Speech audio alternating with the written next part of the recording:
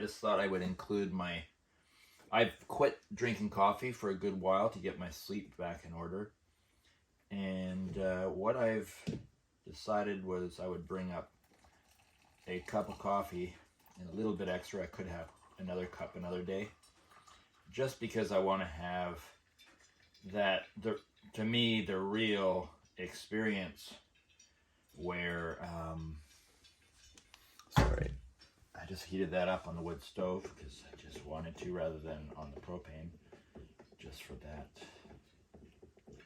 I don't know, I guess I'm a really sentimental person. These ritual ceremony, like making coffee, whatever, if I can take it down to a certain level of simplicity, like heating the kettle on the wood stove compared to something else, I just love the basic elements, and it includes my approach to tattooing. Yes, I do use an electric tattoo machine, although I have in the past tattooed with the hand poke method, and there's just something about it that captures me, pulls me in. I've always had the dream of I am going to get back into hand poke tattooing of various types, because I want to get back to that source within myself.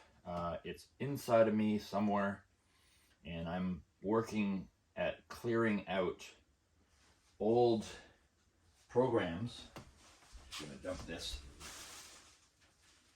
And opening up my mind to simpler, more basic, core aspects to myself in my own healing. Oh, this is going to be a big suction release there. And for me, I find it brings me to a deeper, more sacred place, and I would like to offer some of the hand poke tattooing Soulprint experiences. Hang on, I'm just going to switch cups because I want to have my coffee in also my favorite cup as well. Oh, my cream has gone a little bit sour, but hey, that's all part of having the authentic experience. Actually, it hasn't gone sour, it just separated because it got a little too cold in the, yeah, that's what it is. It looks relatively normal. And I can handle it. I've done it before. It's all part of the experience.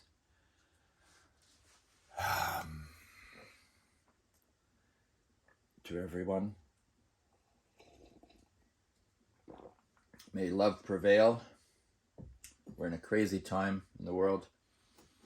Tomorrow is the eclipse. That's going to be kind of cool. And it is absolutely gorgeous outside. The snow is melting. Check this out. The snow is melting. The sun is shining. What a difference from last year on this day. Here, I'll show you my mess. I was hiding it. I've just got loads of stuff to do. I've just moved things around. It's just been a storage area for a while. But I will promise to show you a little video once everything's all sorted out and back in order. It's just been a little warehouse space for the winter. And I don't know, some of my thoughts from the last bunch of months as I heal, and especially when I go into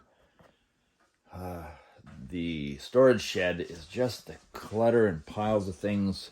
And I realized that I just was not ready to let go of memories, mostly.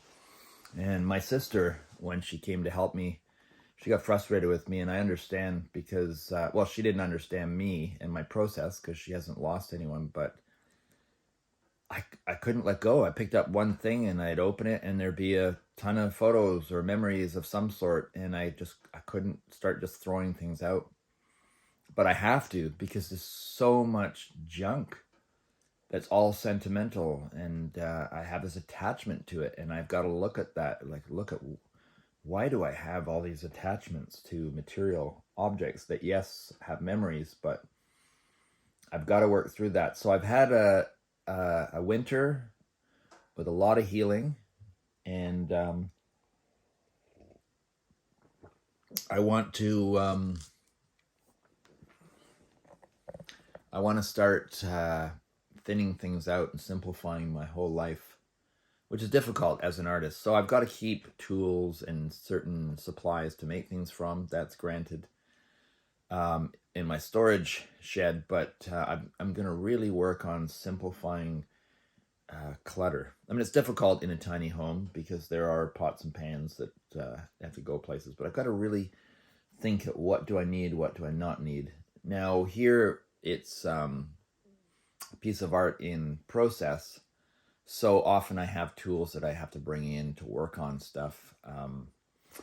For example, I was just looking at my wood stove here with my little card table as a thing, and I've reevaluated what I want to do on the wood stove, and I think I'm going to do either a half circle coming out, to a certain amount of some kind of river stone type of feel, and then up onto this with the fire retardant board and stuff. I think I'm going to do that, and then have maybe not exactly a half circle, maybe a little bit of an organic flow towards the tree, and then not so square as this is. That's just for protection, and then I could have the stone come off and curve around. So that's some thoughts I'm having. I just would love to have it done. And then, of course, my river table counter over here that's going to have waterfall flowing off the end.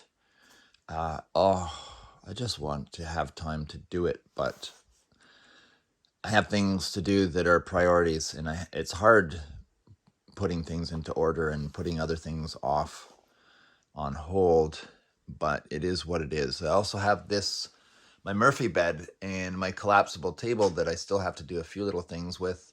And then my idea is to have a faux bookcase on this wall.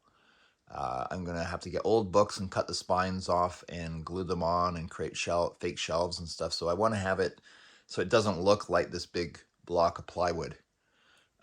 But all these things take time and patience, and they're not the most important thing right now. I want to first know what it's like to be out of debt. And that's why I'm selling my trailer right now. Wish me luck. And I hope that I do sell it quickly, and I can pay off a lot of my debt. Because I just want to know what that feels like to be out of debt. It just sounds awesome to me. Sounds very awesome. So that's what I'm sharing with you guys today. How's my coffee? Yeah. So it was just the milk, the cream adapting.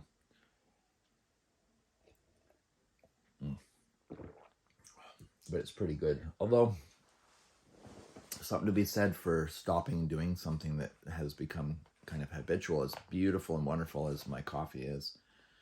It's good to stop things for a nice chunk of time, just to see yourself from another perspective, aside from also just taking a break from the chemistry of it.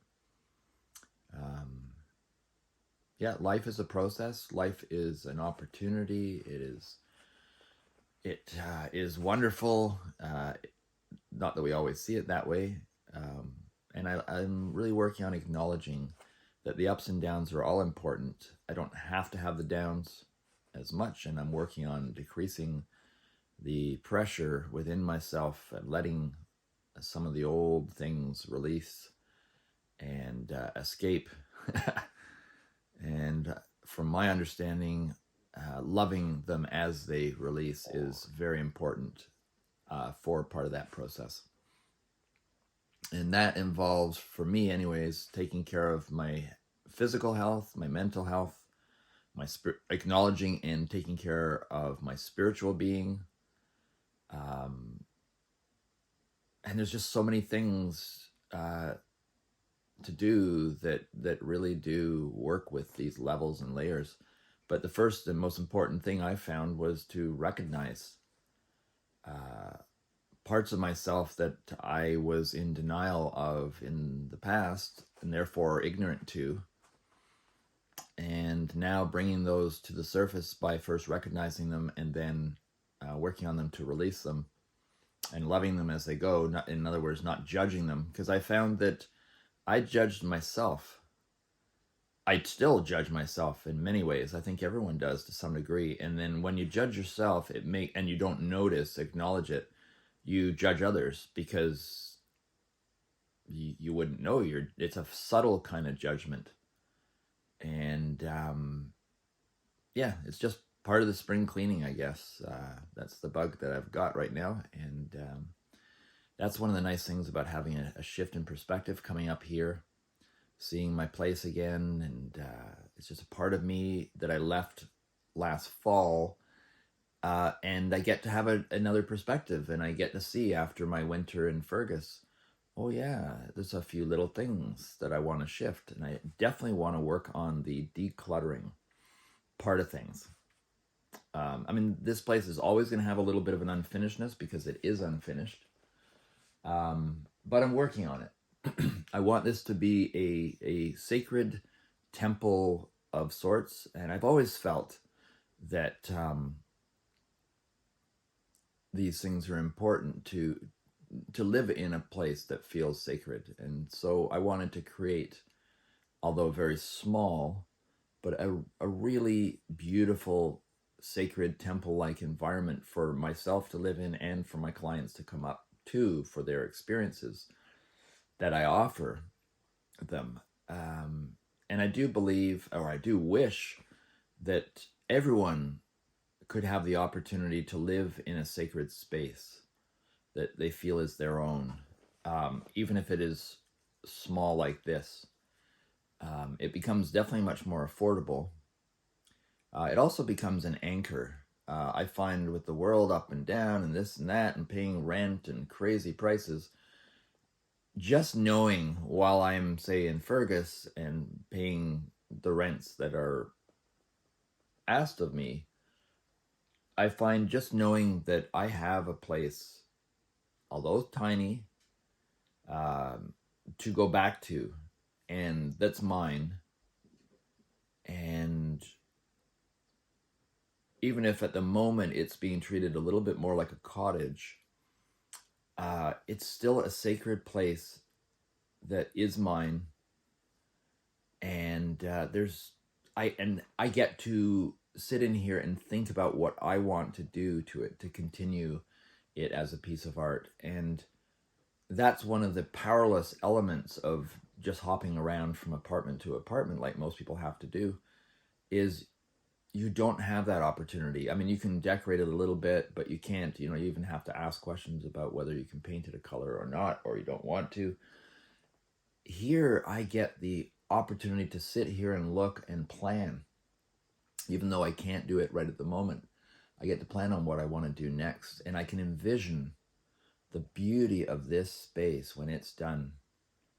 A friend of mine said, well, you could rent it out, and that would help as well. And I do believe I've had friends, neighbors say that I could rent this out now at the state that it's in for $2,000 a month. I was shocked. But it offers a beautiful experience out in the wilderness. So that's something for down the road. If I did that, or when I do that, I would only rent it to people that I knew or linked to through word of mouth, because this place could be easily trashed, on purpose or not on purpose. I mean, it's all made of wood, and it's got a wood stove, and unless someone has a bit of awareness of and desire to take care of an environment like this, it could easily be messed up or burned to the ground. So these are all things I got to work on over time. But once it's all complete, I think that might be a case. I might be willing to rent it out to people I know and trust. for their experiences. And if I end up eventually, which I would love to do, at least try it, spend 4 months of the coldest part of the winter exploring warmer places, could be Thailand, Portugal, wherever, then I could be renting this out while I'm gone, and that could help. That could help cover my bills here while I'm gone. So I don't, because that's one of my concerns. Is like, well, how do I keep on top of everything? So right now I'm in that process of finding balance and finding out what, as I change, as I grow, as I develop the new, or I should say, uncover the me that is under all this stuff, just seems new. I want to, well, I share what I'm doing with you guys because for whatever it's worth, some people might get some value from it because they're going through their own struggles, their own journey, and hopefully some element of me. Sometimes it seems like climbing out of a mess, perceived mess. I'm now very much more focusing on the idea that it is a blessing, that life is a blessing. Everything, the hardships, the difficulties, they're all blessings. Ram Dass, after his stroke, just before he died, he called it fierce grace. And I love that because it sounds like a goddess or a feminine spirit, kind of like ayahuasca is considered a feminine energy or spirit. So I like that. I like then it lends to me feeling like I was blessed all the way through this. And maybe my blessing was more intense, maybe out of necessity, maybe the state of the world, maybe it's there's a certain intensity behind what I have gone through and maybe what others are going through. But regardless, it's nicer to look at a possibility that things are not broken in the way we interpret things. And when we look around the world, wars and the aspects of humanity that we get even disgusted with and judge, often I'm finding that little shards of that are within ourselves, and that's why it affects us so emotionally. And that's kind of where I'm at. That's what I'm working through, and doing my best to embrace and love those difficult parts of ourselves. And that's also why I'm really loving my new, for me, new, it's not new, but my metaphor that I've embraced of the caterpillar metamorphosing into the butterfly. I just think it's the greatest metaphor that there is. For a while, it kind of had a bit of a cliche vibe to it. And I have to admit, I kind of tacitly judged way back people that just wanted a butterfly and I thought, oh, that's like they didn't give a lot of thought. But now I'm like, no, I'm gone right back like a spiral almost to revisit this idea. And I think it's the most beautiful process. And I've got a membership at the Butterfly Conservatory in Cambridge because of that. I want to keep going back every so often and just immerse myself in that environment and ask questions about the process. The new thing I learned was that, and watched, and that's the beauty of going there, is that the butterfly, when it's first come out of the chrysalis, its abdomen is massive and it's full of all these life-giving fluids. We could call it blood, kind of, but a liquid, a regenerative liquid, and it kind of like bagpipes or bellows, it pushes, that abdomen becomes, as you know, the butterfly much more narrow within a short period of time, and it injects this fluid, life-giving fluid, into the wings and pumps them up and brings life into them. And I can't help, maybe I just have an overactive mind, creative mind, but I can't help but see the parallels with this. And also the butterfly at various stages. of becoming has a lot of risks of not making it. So there's no guarantee. It's kind of neat too. I read that the butterfly does not see its wings. So there's something within it that just, when it's ready, it just launches and flies. And that's kind of neat, which makes me think about ourselves and reflect on ourselves and think, if we can individually clear some of the clutter, and here it is all around me in the physical, and I'm acknowledging and I'm embracing that, that I got to clear clutter within myself, and it's weighing me down, and it makes it harder to see the beauty that is outside, that I'm identifying with and projecting, but also inside in the source. And I'm committed. I want to come closer to who I am. I want to love myself deeper. I want to love the world deeper with all of its imperfections. And it's difficult. It's a challenge, but I'm committed to it. And I now live my life with full dedication. Call it spiritual, call it whatever you want. I really don't care.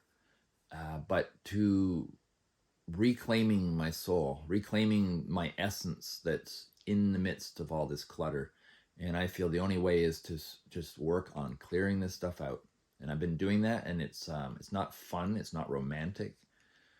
It's gritty and sometimes dirty and emotionally upsetting, all of that. And as far as I understand, it's part of what I am needing to embrace before I'm able to let it go. If I'm in denial and say, oh no, I would never be like that, or I don't have any of that in me, then I'll never be able to release it. So that's part of my blessing as well, is I'm on my own.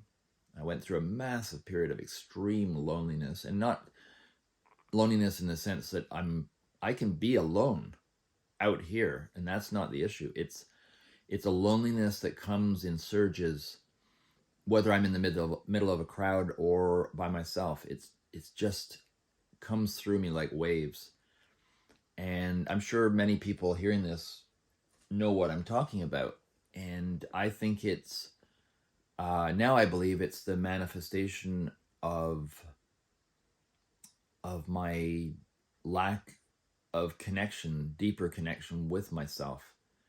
And yeah, I'll admit it. I have sometimes difficulty loving myself as deeply as I would like to, and criticizing myself or challenging myself, and all of these things, especially in a circumstance where I was once in what I considered and what society considers the best. You got a house, got an investment, got a wife, best relationship ever as far as I'm concerned, and on and on and on. And then it's just all lost within a period of a very short while. Gone.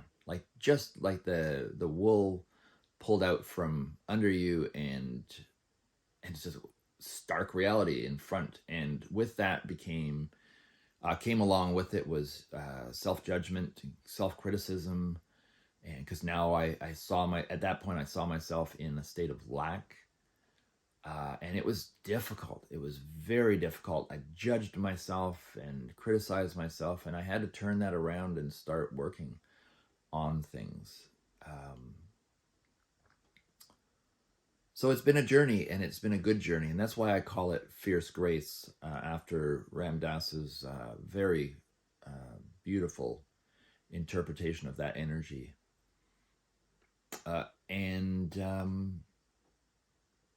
That's my path, and the reason, like I said, why I'm sharing all of this is, partly it kind of like my journal. I can go back on Facebook in years to come, and YouTube, and see my breadcrumb trail I've left. So it's partly for me, but it's also for anyone out there that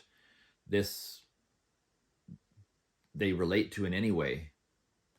I love to share. I love people, and I love the idea of that. Even if I can help one or two people in their process, it makes me feel good. And I'm working on, I'm just going to mention this quickly. I'm going to have to definitely put this on YouTube so I can post it. I'm working on, it's just coming out of me, and now I'm just letting it float around and develop a workshop that I want to offer hopefully this summer in its beginning stages. So I might be asking for volunteers maybe for the first one, just as I hone it a little bit. And it'll be kind of a chrysalis Soulprint workshop. So it's related to the work I do, my tattooing, my Soulprint work, to give more depth to what I've learned over the years and the quote unquote healing aspect that I perceive, and also what I consider healing, because it's very different than, say, what the medical profession considers healing. It's more of a going in deep and balancing, as I've been talking about, but there's a direct connection with the Soulprint experience people go through if they are able to be aware enough to take the most from this potential experience. So this is why I'm offering this course, is to give more depth to those that want it, but also people who have no intention of getting a Soulprint. In the tattoo sense, they could also have great benefit from doing this workshop. Anyone that's lost or perceived the sense of loss of a loved one or other, or of something that they identified as part of themselves. It could be their life, the way they knew it, has collapsed. It could be a house they owned and suddenly they don't, and they're afraid that they're going to end up on the street. Like, whatever it is, there are these traumas, tragedies of sorts, but I'm hoping that my workshop will teach people how to embrace that experience and turn it around into something very healing. It's going to involve, as I always believe, art therapy. The creative process offers so much that most people have no idea and don't take advantage of. And this is where I want to really take people into a nice, deep, beautiful experience. I feel like it's got to be a 2-day workshop. So maybe it'll be one day, one time, and another day, another time. I'm not sure yet how I'm going to make it all work. Not too big of a class.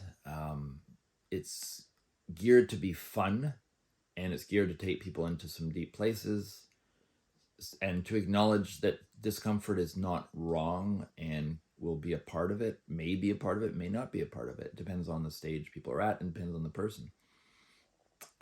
So that's just a little heads up as to a workshop that I want to work on for this summer. And just saying that most of you know, everything I work on they're kind of appendages of a deeper wholeness. So every art piece I do, my cane / shepherd's crook staff, magical staff, my Blue Morpho printing press. I'm working on converting a treadle sewing machine into a tattoo machine that I would like to have done in time for the steampunk event and actually do a live demo. But everything is, and including my little apartment here, everything is a part of a bigger message. Definitely involves my journey, but hopefully it's expressed in a way where it captures a less personal aspect of what's my journey, and helps other people make good use of what has been brought to the surface for me in my life experience, and as an artist and as a crazy person. There's some insights that I have gotten. I'm not any kind of realized being or monk or whatever, and I don't profess to be. I'm in it with you. That's my perspective, and as a teacher is more saying these are some things that I've learned along the way. I'm still on the path, and I will be all my life, with great humility that I keep working on and reminding myself of. So that's my credentials. is that I have been blessed by fierce grace and plunged into some deep, deep work that in a way I don't have a choice. Some part of me has already chosen it. And I'm in there and I'm in deep water and I'm swimming and I choose not to be a victim and I choose to see it as a blessing, as I mentioned, and I choose to hold up a torch, hold a light from my experiences for others that find any value in it at all. You know, I don't do this to gain people's sympathy in any way. I hope it never comes across that way. But the world's seemingly, at least, in quite a mess. And I just believe deep in my heart that there's something more to it. It's not just a mess. It's not meaningless. It's not like it is and it isn't. And that's why I choose my metaphor of the caterpillar consciousness and the butterfly consciousness. When I'm in a place of lack, in the perspective of lack, that's what I choose as the caterpillar consciousness, to label it as that. And other times I have this just beautiful, wonderful perspective of positivity, and that I choose to call the caterpillar or the butterfly consciousness. And it's a growing perspective, and lots of insights come with every experience I go through, and I hope to share those, and also to mesh those what's the right word, into what I offer as a Soulprint experience, to deepen that experience over time. And all of this as well, my workshop and just my life's work. Thanks to all of you guys for sharing your experiences with me over time, because without your depth and honesty, I wouldn't be able to be doing this. I wouldn't be who I am today without your sharing as well, and willingness to share your vulnerability.